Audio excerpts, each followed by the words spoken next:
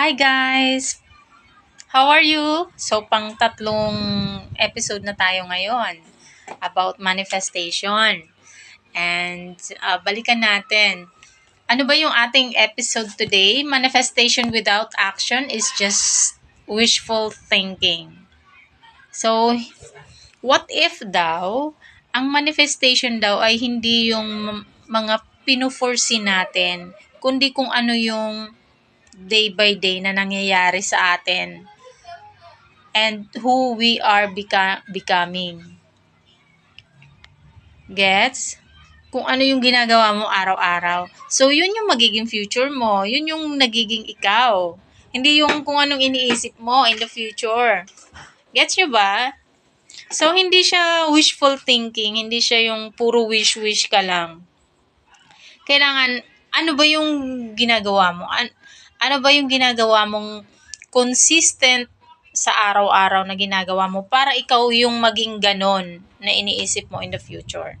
So, hindi siya madali, di ba? Kasi kailangan mo siyang pagtrabahuhan. So, like me, hindi ko magagawa yung mga naiisip ko, yung mga manifestation ko kung hindi ko siya gagawin araw-araw.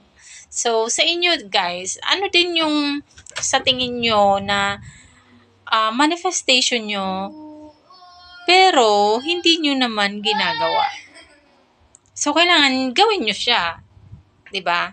Kailangan day by day, little by little, meron kang ginagawa kahit paunti-unti para mapuntahan mo yung goal or yung wish or yung dream na gusto mo.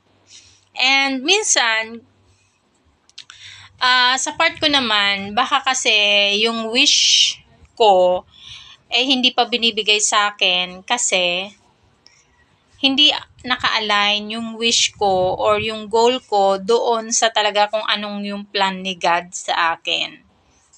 'Di ba? May ganon. Kasi baka ikaw din yung makakapag-fulfill ng wish or manifestation ng iba.